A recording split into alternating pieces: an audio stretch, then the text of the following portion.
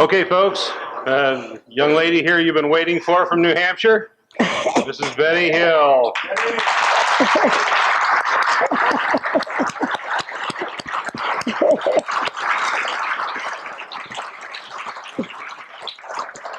Thank you. Today I am going to speak about miracles. When I was a child, we lived as people had lived for decades, maybe hundreds of years. And the first miracle that we had was electricity. And suddenly we had lighting inside our homes. Later we had electric pumps with running water and indoor bathrooms. Our heating changed from coal and oil to oil, from coal and wood to oil, gas, and solar. And then we had street lights. So today, we know we went from a black, dark planet and seen from space, we're a bright, sparkling one. The second miracle was transportation. When I was a child, you walked, and then we had bicycles, motorcycles, and automobiles. But we couldn't use automobiles until they developed antifreeze and heaters, so we could use them year-round. And that led to the paving of roads, highways, traffic lights, increased police, and all. And we did have trains before that, but that was the only means of transportation. And so we went from automobiles to planes, to clipper ships, to jets, to Sputnik, to the day space program. We also had two beliefs that were common in my generation. One was life existed many, many places in the universe, and occasionally people from these other planets came here. It was very, very rare, but over the centuries, people had reported seeing them. And another common belief was that the earth had been destroyed. Life on this planet had been destroyed many times. And we know that human beings from Lucy and her group were 2.5 million years old. And we just found the remains of a human 6 million years old. So we've been in various forms of human life here for many years. And because of these four factors, is this why UFOs are coming here? They're looking us over. We're bright, we're shining, and maybe deadly. Now, September 19th, 1961, Barney and I were in Montreal, Canada, when we heard a weather report. Hurricane was coming up the coast, and a possibility it would hit Portsmouth. So we changed our plans and decided to drive home. We left Montreal. We knew that it was after tourist season, so we knew there'd be almost no cars. All facilities would be closed. So we stopped in Colebrook, got gas for the car, had a lunch, and left Colebrook about 10 o'clock, headed down through the mountains. Barney's driving. I see a bright star in the sky. And as I'm watching, it's getting bigger and bright. My first thought is this a comet? Is this an asteroid? Are they going to hit this planet? So we stopped the car to get out to look. And at that moment, it changed from a star into a craft. It flew across the face of the moon, and it was surrounded by flashing multicolored lights. And we had no idea what this was. We were puzzled. Well, we got back in the car, started driving south, and then it came in and began pacing us, followed us for approximately 30 miles. We're not afraid. We're just curious. We're puzzled. What is this thing? And at one point, I put the window down, waved hi. Very soon after that, it left the top of the mountain, came out over the highway, and stopped right over, directly in front of us, about 30 feet in the air. Barney, who had been in World War II, took the binoculars. He's going to identify this craft. And as he walks towards it, it shifted out over the field. He looked up, he could see a big lighted window and a group of men standing behind the window. And then a fin-like structure parted away from this craft on each side with a red light, and it started to come down. At that moment, Barney became frightened, had the feeling they were trying to capture him, ran back to the car. We went speeding down the highway. We'd only gone a short distance when we heard a second beeping sound, first beeping sound, and then the car vibrated. And we drove along, and we didn't see him. We're looking, but we didn't see this craft again. And then, about 30 miles south, we saw what we thought was the moon setting. And then, all of a sudden, there's the group of men, the ones he'd seen on the craft, standing in the road blocking our way. Excuse me. Barney braked the car.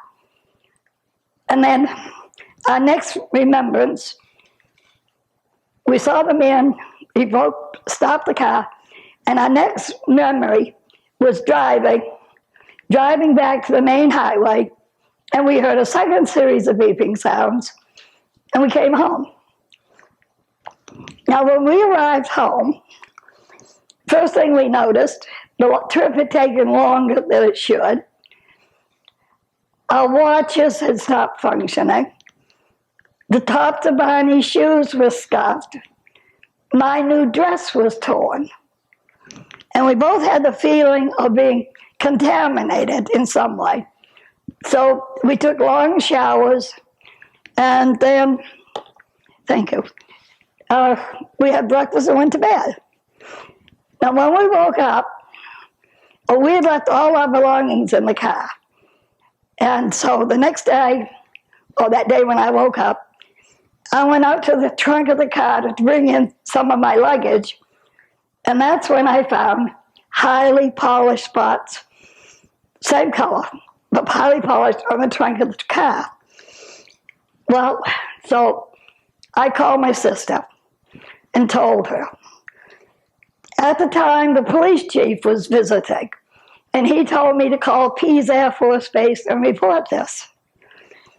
So I did, and they talked to Barney and me both, and called back several times over a period of days to ask us more and more questions. Then Janet called back and said a physicist had take a compass, go around the spots and see what happens. So I did. And these spots, the compass just was totally erratic. The other parts of the car, okay. But these spots was really, I felt sort of afraid. I felt like I'd been contaminated in some way. So that's the way it stayed. And about 2 days later, our dog Delcy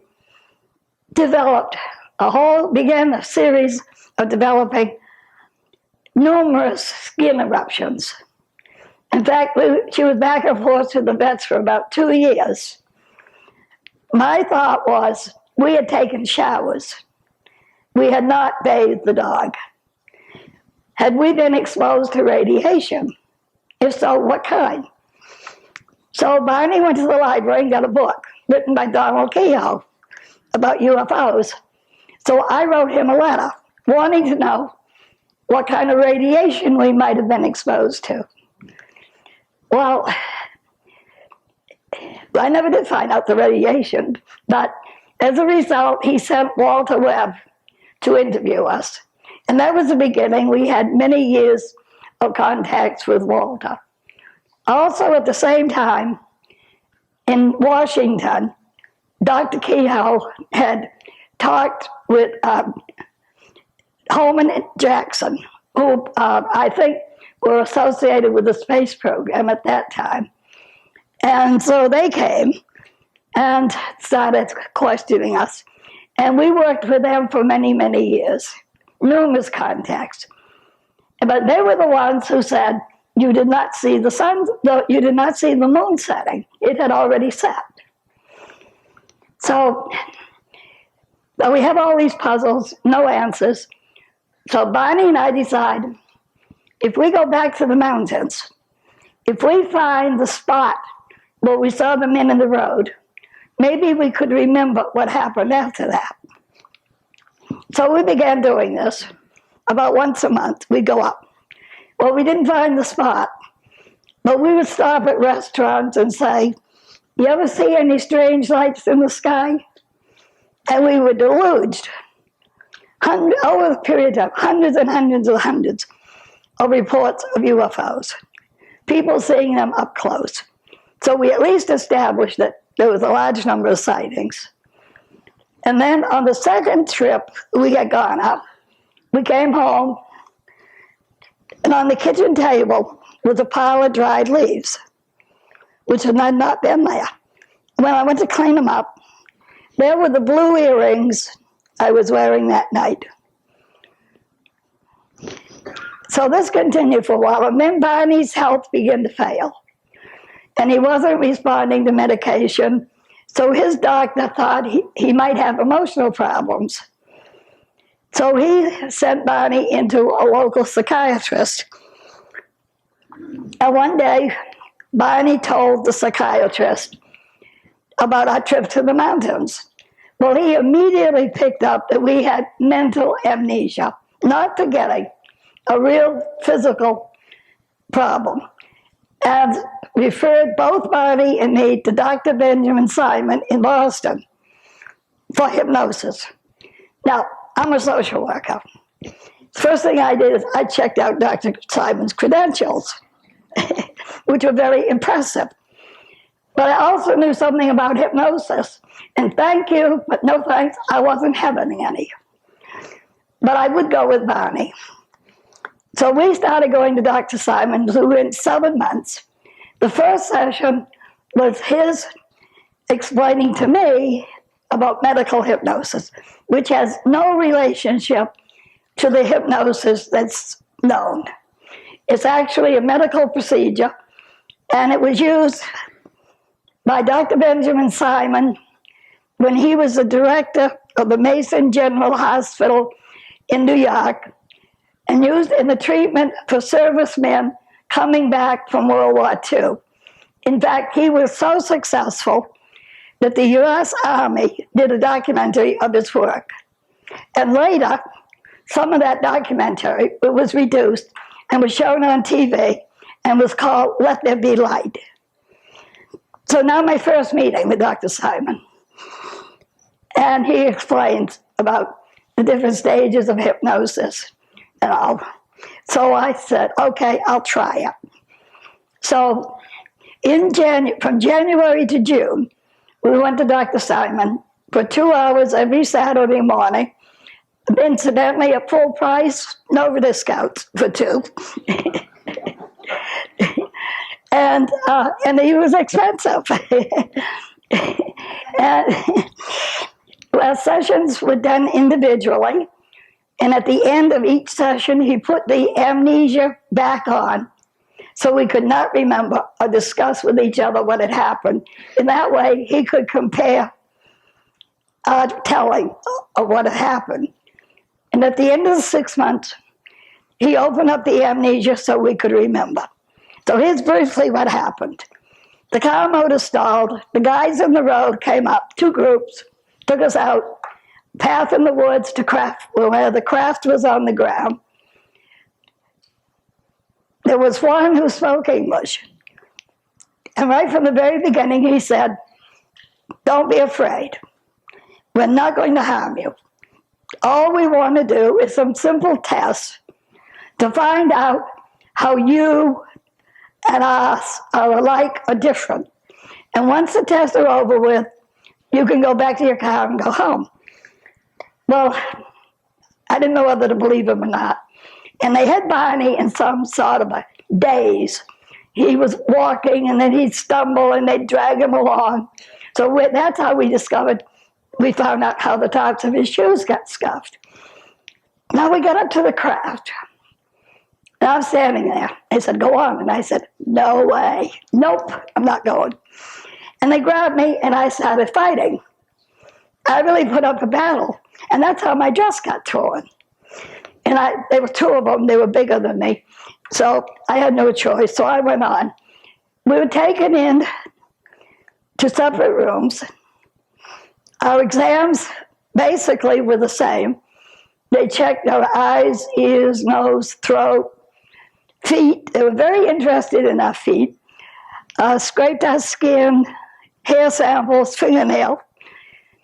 Those, Bonnie and me, both were the same. But then with me, they had a machine, they said, was testing my nervous system. And then they tried to insert a needle in my navel, which he said was a pregnancy test. And it caused pain, so they stopped doing it.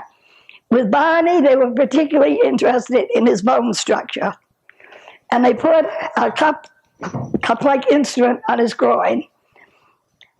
And then, for purposes of identification, the one who seemed to be in charge, who spoke English, we called him the leader. The one who did the testing, we called the examiner. And there were 9 others who stayed out in the corridor, so we called them the crew members. So while the examiner is in with Barney, and by this time I'm completely relaxed, beginning to enjoy myself, actually, and I said to the leader, I need something to take home to prove this has happened. He gave me a book. And I looked at it briefly. Basically, I was looking for pictures, but I didn't see any. And then I said, I know you're not from this planet. Where are you from? And he showed me a star map. And on the star map, there were broken lines that he said were expeditions, places they went once or twice. And then other lines that were solid, where they went all the time or frequently. And during the hypnosis with Dr. Simon, he gave me the post-hypnotic suggestion, excuse me, that I would sit down and without thinking, I would sketch the map, which I did. Then Bonnie's exam is over with, and then leading him out, and I pick up the book, and I start to leave the craft. And the crew members object to my having the book. So they took it away from me. And then Bonnie's leaving, so I start following him. And the leader began walking with me part of the way. And as he's leaving, I said to him, this has been the greatest experience of my life. I have been honored to meet you. Will you please come back? I have a lot of friends who would love to meet you. and he said he didn't know. It wasn't his decision to make. And I said, well, how will I know? He said, you will know.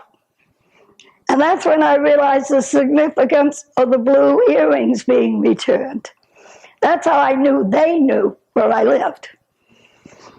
So that was the hypnosis. Now, that was in September 61. Somehow, a reporter from Boston newspaper found out about our hypnosis.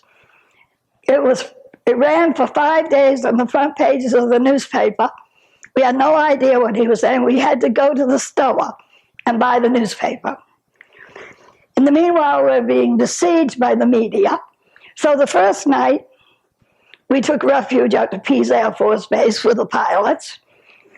The second night, John Fuller was in the area working on his book, Incident in Exeter. So this was our first meeting. We went out to dinner with John. Wednesday night, went to visit my parents. And as we're leaving my parents' home, a side street, we stopped at a stop sign to go onto the main highway. Directly in front of us is the second UFO we ever saw. And it's going back and forth, and then it goes down. So we went back to my mother's house, picked her up and my sister. We were going to drive out to where the UFO was down and knock on the door. There was only one problem. They had gone down into the middle of a swamp, and we couldn't get near them. But from then on, every time that Barney and I went out at night, we had anywhere from 2 to 4 UFOs pacing our car. And they would go ahead of us in the sky. They would do all kinds of maneuvers, flashlights and all, and would follow us home. And we had no fear. The only one who was scared was the dog. She was always hiding behind me whenever they showed up. So now, this is the way. In the meanwhile, when our experience became known, then we became a focal point for everybody in the world to report their UFO sightings to us. So that actually I was able to compile a history of UFOs in New Hampshire. The first ones seen were in 1932, daylight sightings, 2 areas. And then 34, 36, 38, 40. War years, the volunteer sky watchers sat out nights watching the sky for enemy planes and reporting hundreds and hundreds of UFOs. And these were all called in to a central location who called Plattsburgh Air Force Base, and they would send planes out to check them out to make sure they were not enemy planes. So this went on. And then suddenly, February 25th, now Barney was in excellent health. And about 2 weeks before he died, he'd had a complete physical, nothing wrong. And he had an aneurysm. And on February 25th, 1969, he died very suddenly. Now, I continue to work. As I said, I think I'm a social worker. And one day I'm visiting a family, and she said to me, every night I stand in the kitchen window and I watch UFOs come in and land in that field out there. Well, that night at dusk, I'm back there, pulled off the road, sitting in the car. And I would say in less than a half hour, I counted 26 UFOs come in and land and take off. Well, after that, I felt the need for a cup of coffee. So I went to a small restaurant in the area, and I walked in, the place is mobbed, and everybody is telling each other all their UFO sightings for the last week. So I said, why? They said, join us. And that was the beginning. For 15 years, I joined them. Not only that, you name it, we had every occupation in the world. We had all kinds of TV, news media, scientists, doctors, engineers. We had labs doing research. And there was only one restriction. Nobody could reveal the area. This was our own private area. And actually, it was a learning experience. UFOs were teaching us things that they did, and we would talk back to them and try to explain our life here. And if you want to see a problem, you try to explain to a UFO about a Santa Claus parade.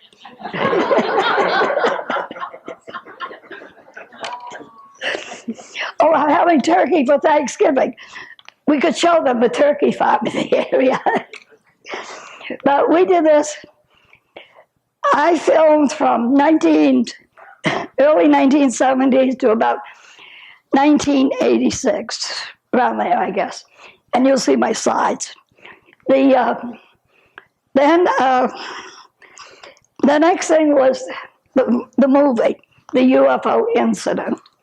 And at that point, everybody in the country, whoever thought they might have been abducted, contacted me. So I took on, I might say, Dr. Simon's formula. When a person tells a weird tale, it could be hallucination, delusion, fantasy, dream, or just something they remembered that they'd seen or heard before. And if you ruled out all that, then you have the truth. So I began working with people, and the sample I worked with, we developed this criteria. Most people who are abducted, usually they're in groups of 2, once in a while 3, or one single abduction, but that's rare. Every person who's been abducted knows or has, they might not remember exactly what happened on board the craft, but they saw the people before they were taken. And I always told them, no hypnosis. If it's a real experience, you don't need hypnosis. You will remember it. Bits and pieces will come back.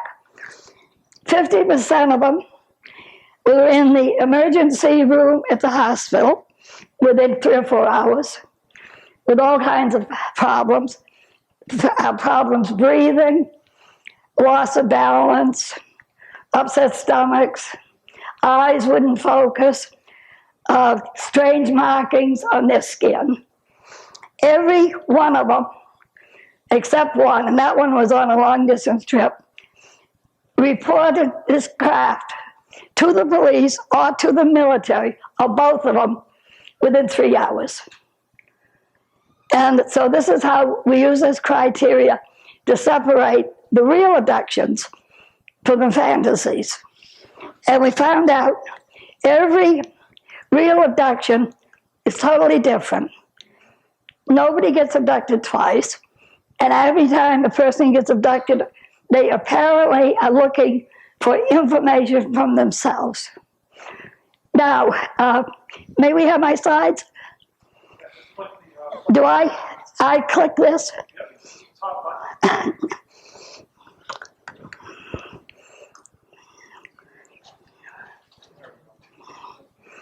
Okay. Whoops. These are scenes from the White Mountains in New Hampshire. The first one was the old man of the mountain. When we came around the bottom, the UFO stopped and waited for us to catch up with it. And this is just some of the mountain scenes. Oops. That's it. I'm having problems here.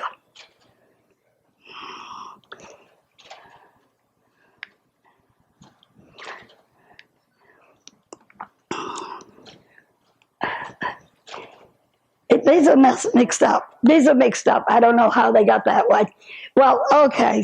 I'll just have to play them the way it is. Okay, this is Route 3 that we were following that night. There's another scene of Route 3.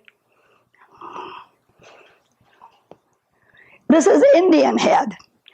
This is the area where the craft left the top of the mountain and came out over the field where Barney walked towards it. This is where we saw the men standing in the road, where I'm standing here. We went back, we found the capture spot. And this is the path in the woods. And this is the spot where the craft was on the ground. Now, I said, under hypnosis, I feel like I'm walking in beach sand. How can there be beach sand in the mountains? When we found the spot, that is beach sand. It's known as the old seabed. At one time in New Hampshire, it was way underwater, and then it withdrew, it left the beach sand. But in going back here, we were able to take measurements so that we know the craft was about 60 to 65 feet across.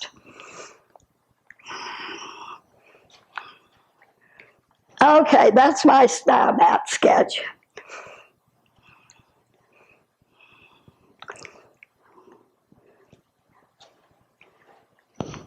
And that's the identification. Now, that is not, I don't know if you can see, but see the big light? Right straight up, sun, that's us. The broken lines, expeditions, solid lines, where they go regularly. Now, Marjorie Fish, who did the research on this, worked for years. She couldn't complete it because I had two stars on this map that our astronomers did not find until 1969. And that ended her research. But not only that, I understand this map has been used by astronomers to give them a better idea of the distances between the stars. Okay. David Baker, who is a very well-known artist in New Hampshire, got together with Barney at Dr. Simon's home. And Dr. Simon put Barney into a trance, and Dave would sketch what Barney would describe.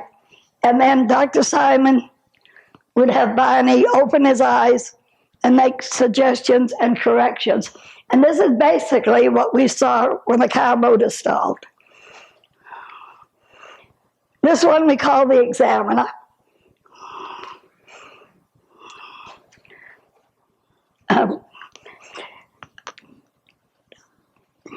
Well, now this is a little bit mixed up, so I'll just go ahead. These are what I call lights in the night. You're going to see the ones at first are very simple, but these are UFOs coming down.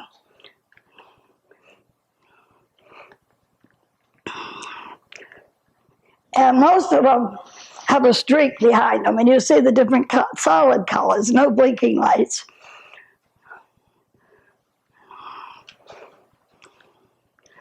There's a red one.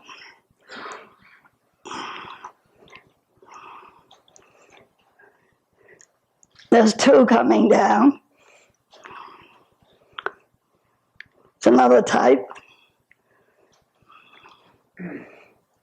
That's a disc with oval lights all around the edge.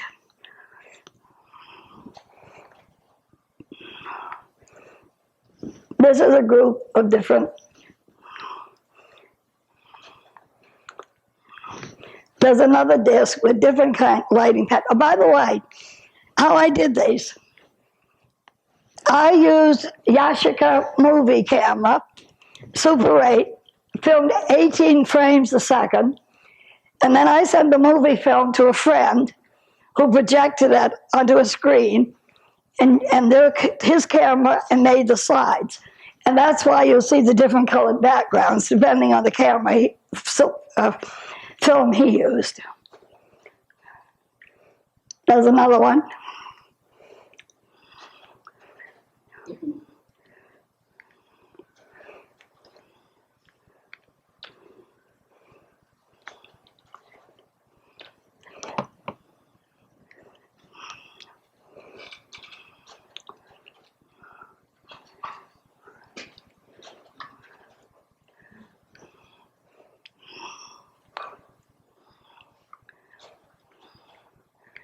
Okay, see the streak of light on the side? Many times UFOs put down a beam of light. They vary in color, and they will come down the beam. Or sometimes they just put beams straight up into the air. This one, the one with the, if these slides are in order, the two blue lights at the top, yep, left the group and came down towards me.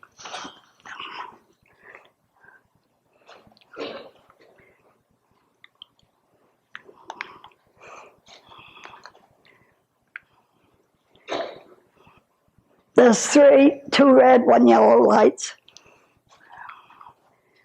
Oh, okay. This here, the streak is the movement they're making. But the blue marking is a probe of a remote controlled object. And the streak is the movement they were making while I was filming.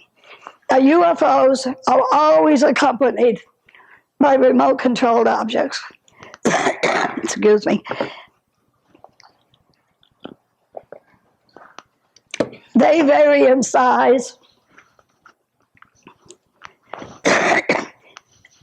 from the size of an orange to a 4-foot ball. This is the movement that teardrop one made in 1/18 of a second. There's a teardrop, and then up for there and down there's the circular ones. Those are remote controls, 3 of them traveling together. That's a disc, and you can see the circular remote control attached to the side. It's a little darker. I hope you can see it. There's 3. There's a disc and a boomerang.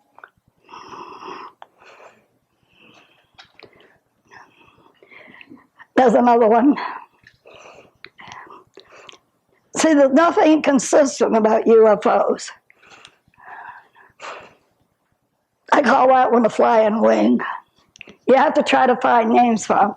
Okay, this is 7 UFOs flying together.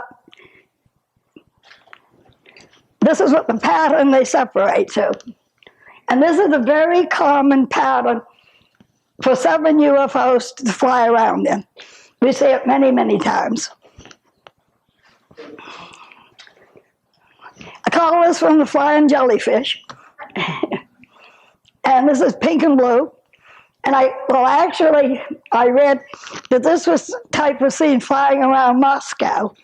And they call it a jellyfish, so we can have a jellyfish here too.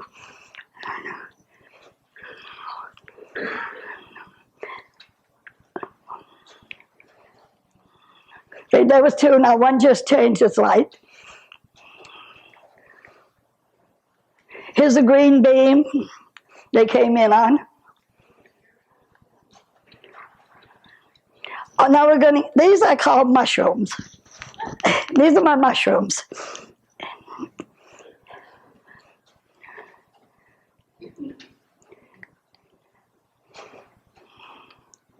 Hey, one changes to a blue color. The 3 of them, now they've got a blue one, one with 2 blue lights joining them. And then there's a blue remote control object down the bottom. I don't know if you can see it. More mushrooms. And this is the edge of a disc with the lights on it. This is the movement. See the red one at the bottom?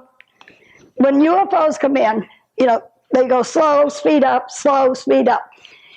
The bright areas are where they slow down, and then they speed up and it's dim, and there's one at the bottom who's doing it.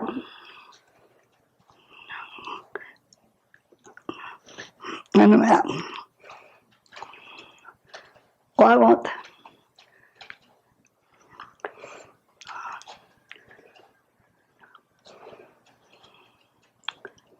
There's another one that shows the movement. Fast, slow, and there it is over on the left-hand side. Okay. But this is 2. You can see the 2 at the very, very edge. This is the movement that these 2 made in 1/18 of a second. And it's night. They're lighting up the whole area as bright as day.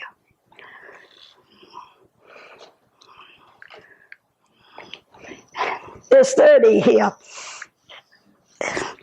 See, the UFO would come in and land on the railroad tracks. And we all stayed away from it. But one night, this wise guy's going to walk up to it, and I'm filming it. 30 UFOs came in to make sure he did not walk up to it. He came back. The movement, the lines are the UFOs that are still moving, and then there's the ones that are stopped. This is the one putting a white beam up with his 3. His 19. I don't know if the blue, should be a blue beam seen on the left-hand side. They came down the blue beam individually and moved over and formed into groups of 5. And there's 19 there altogether.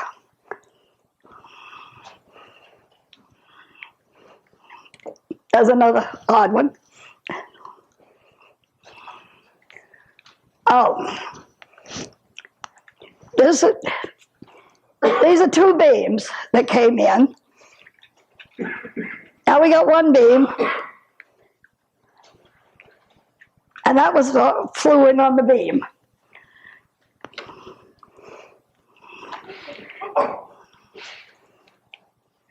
And there it is without the beam.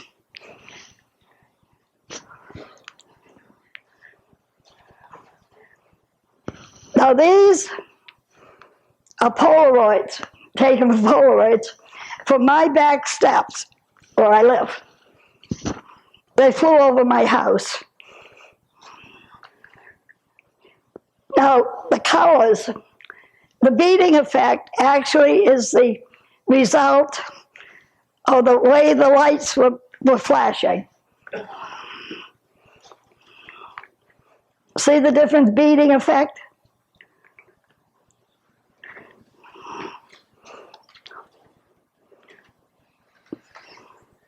See, there's some now beginning to come in using the blue beams, blue lights.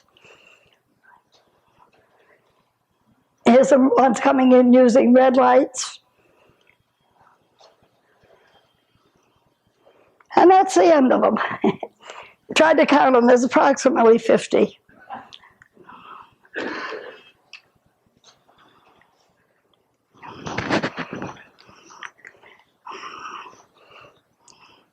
The one here, the important one, is the light-colored one. Because it left the group,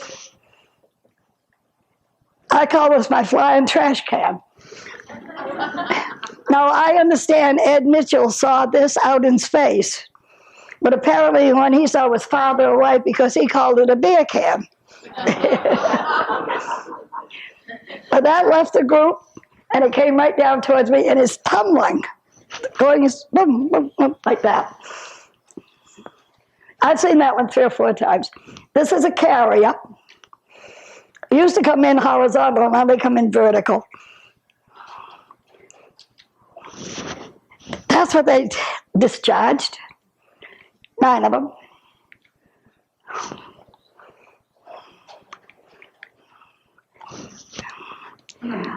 This is the front. Okay, not all, about 1977, UFOs began changing to look more like things that we were accustomed to see. I don't have a slide, but I have a picture of a plane, a helicopter, a disc, and a trash can flying together. This is supposed to look like a plane, only it's huge. And it made a roaring sound. It sounded like 10 jets, but I don't have the other sides with me. But this actually has wings that go up and down, like the wings of a bird. And they have blue lights on the end of the wings.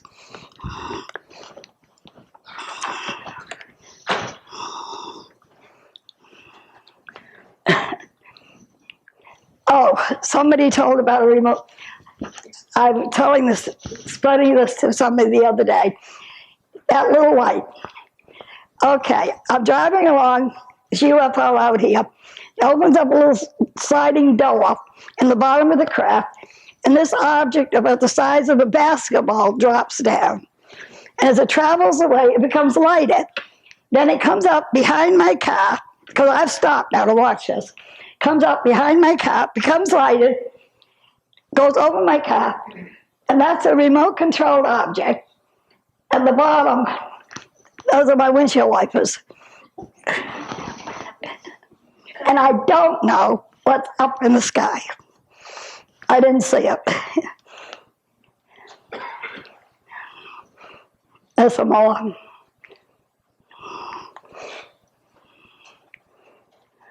No, there's my trash can again. Oh, these are out of order. Well, anyway, this is what's supposed to be one of the last ones. As I said, the UFOs came in and landed on the railroad tracks. The other UFOs would come in and fly up to it. Apparently, we called it headquarters because they'd fly off in different directions. And this one, you could see the 3 legs.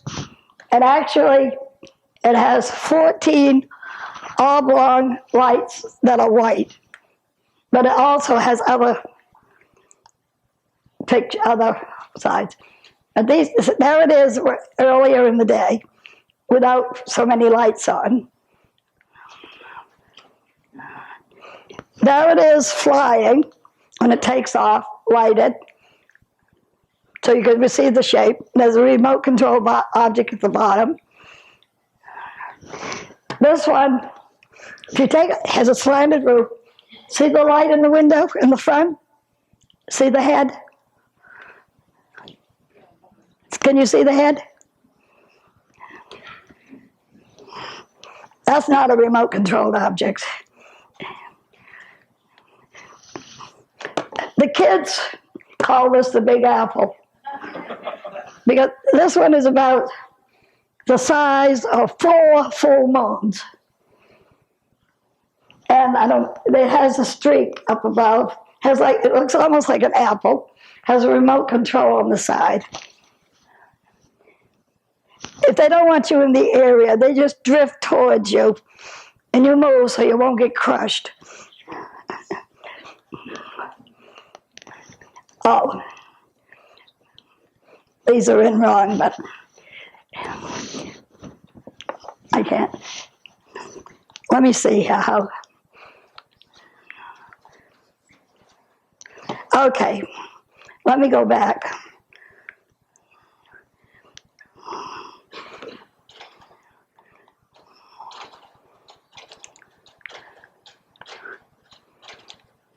Okay. These are in backwards, but okay. Let me do it this way. 1, 2. Okay. We started filming this one. It's flying around. And there it is dark at night. Okay. It's upside down, but what it says, printed, is IUC. And we're yelling, no, it's ICU.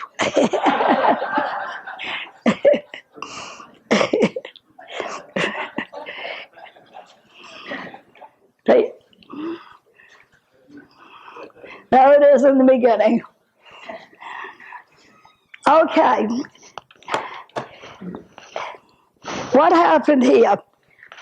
A UFO had landed. I went out, picked up some of the soil, put it in a plastic bag, brought it in, put it on the table.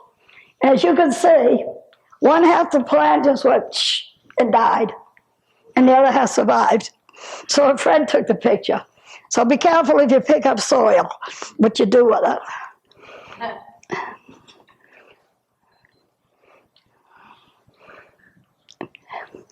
Okay, this one,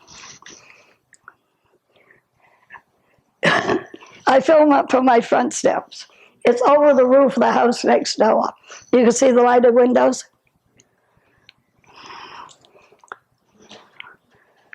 Okay, as this one came up the street towards me, I'm standing on the front steps filming. If a UFO is too close to you, you cannot film it. This is what happens to your film. You get all these colors.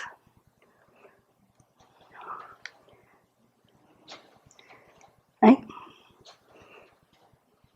And then the last one was a picture of it over the roof. Now, this is one that was taken in the daylight up in the White Mountains. And I put this in because I've been told that in Belgium, this identical type picture has been filmed. See it in the sky, and then the object coming down the trees.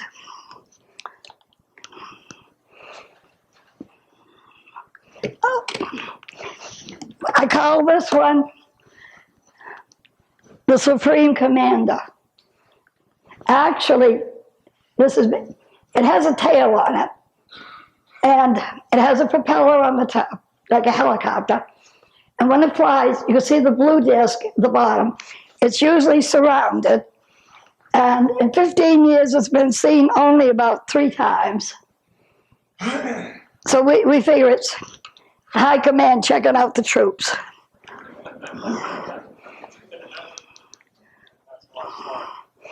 That's the last one? Okay. So now, in conclusion, let me say that after this experience, how do I know my own experience was real? Because at first there was the research in developing the needle in the navel, the research of the star map. Also, Pease Air Force Base released the radar report. They saw the craft. They sent 2 military planes up to check it out. The reports from the pilots are still classified, but we know that the craft left the area at 2:14 a.m. And then later, I went on Lee Bailey's program, Lie Detector. Lee questioned me for a half hour, and then I sat down and took lie detector testing in front of a whole wide world. And the question I was asked was, is it true you were shown the star map when you were on board the UFO in the White Mountains of New Hampshire on September 19, 1961? And the answer was yes. And I got hired. So, any questions? Now, let me say this. Talking about miracles, I want to say that because of this experience, I've traveled all over the world. I've met with the top scientists. I've met wonderful, wonderful people.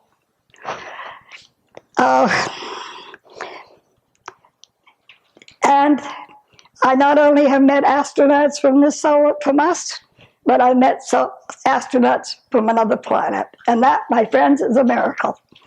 Thank you. Oh.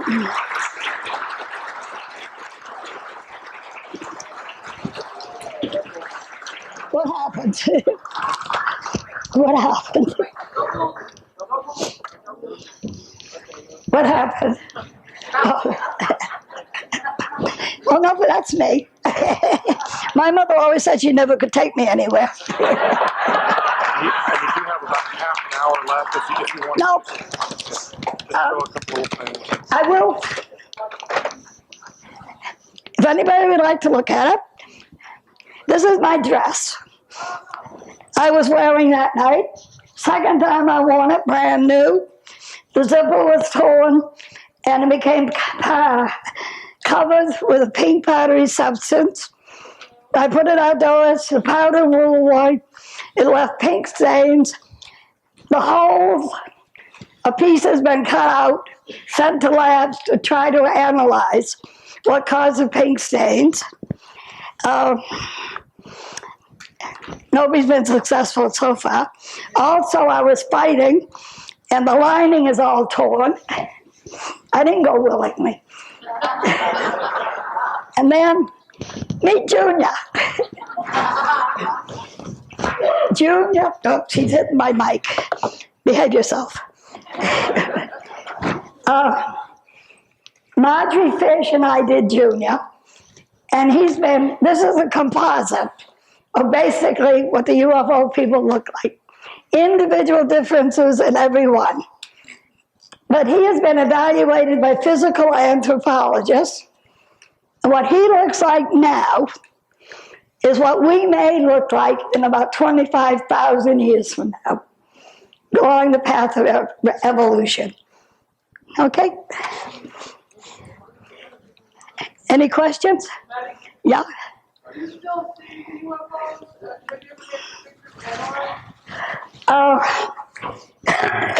Excuse me.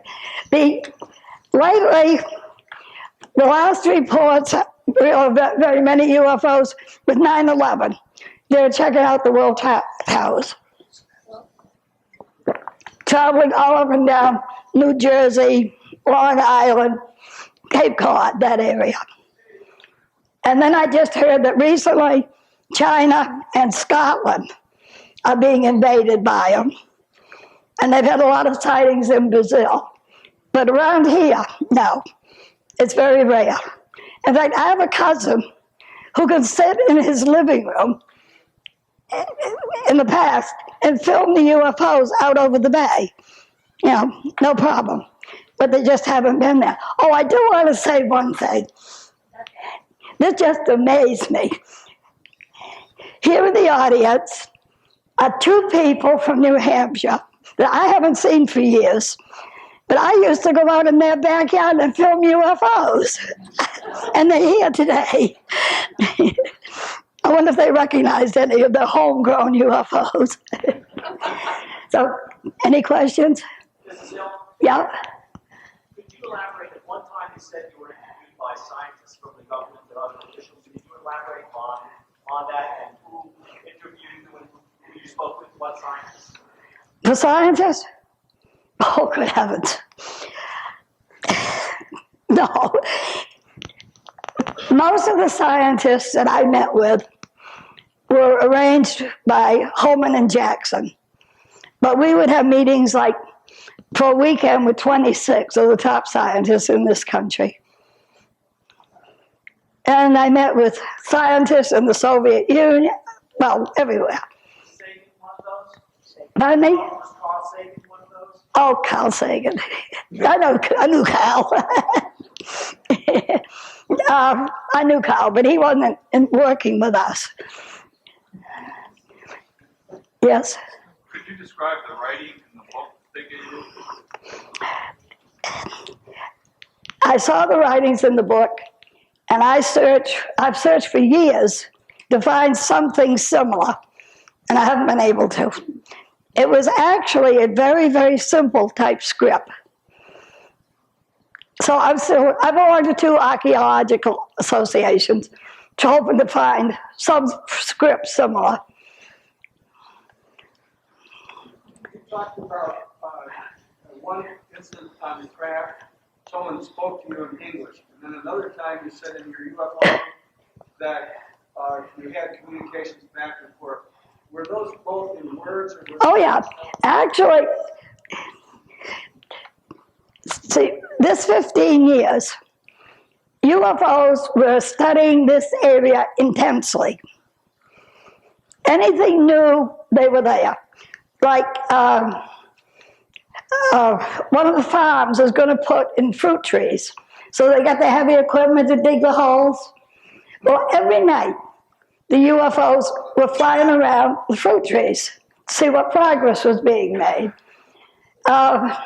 They put in a new golf course. They were there every night to check out the progress. I mean, anything new. If there was a fire in the area, the UFOs flew over the fire trucks using red lights. Now, in New Hampshire, the police cruisers use blue lights. So if it's a police matter, blue lights, the UFOs have got blue lights. And we knew they were trying to study us, and we're trying to give them information.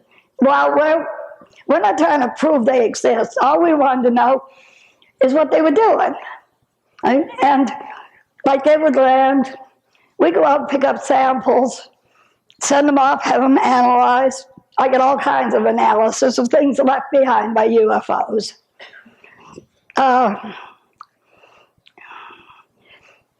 Now, somebody mentioned earlier about World War II. Oh, I know, Spielberg. We would go out and we assume UFOs have been here for a good many years, and they're not stupid. They must have learned our language by now. So we would go out, and I went out one night because this man asked me to deliver a message to them. So I went out, I'm sitting on the rock, and there's a UFO. I say, hey boys, if you can hear me, come closer. I have a message for you. So it would come closer and it blinked lights. And so I said, you may not know this, but it may be in your records. But during World War II, there was a plane flying from England to Germany, bombing Germany. And now they're on the way back, and the German Mings are chasing them. And they're having problems with the plane. And at that moment, the German planes flew away. And they were immediately surrounded by discs with multicolored lights all around the rim. And these discs accompanied them all the way back to England. And for months and months and months, people from Washington were flying over to question them about these discs. But he said, if you ever see a UFO, will you please thank them for saving our lives?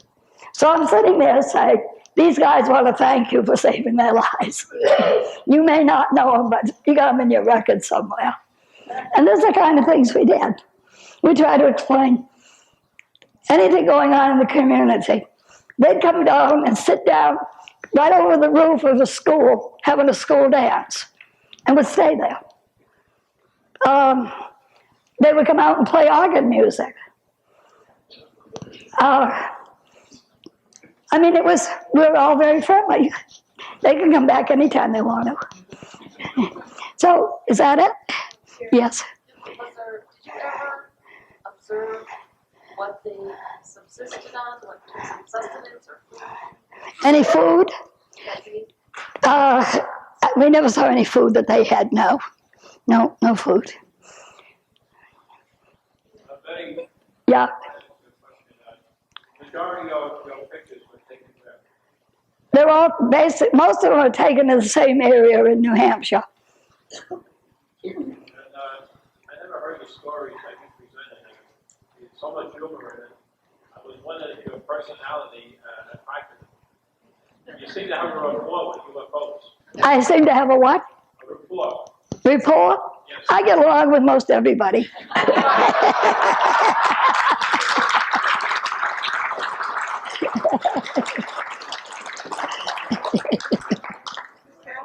Yes. I'm from St. Augustine, Florida. First thing I want to say is I thoroughly enjoyed the presentation here. And the question I have is, I heard someone talk that you had a pet, a dog you used. A dog? Oh, I had Delsey. How did you come about? Pardon me? Did you have a dog? Mm-hmm. And how did you turn out? My dog Delsey was with us, and he's the one that developed the skin rashes 2 days after this. That caused me to write the nightcap to Donald Kehoe to try to find out what the dog had been exposed to. Yep. And when I went out to film UFOs and go out to observe, I went out well equipped. I had camera, binoculars, compass, a civil defense radiation detector, gift from Washington, D.C., radiation detector in my pocket, and my dog and my cat. They went with me. So, because I wanted to watch their reactions. Yep. Any more? One more question. Well, most people are affected repeatedly. Was yours a one-time event? Of course. Once was enough.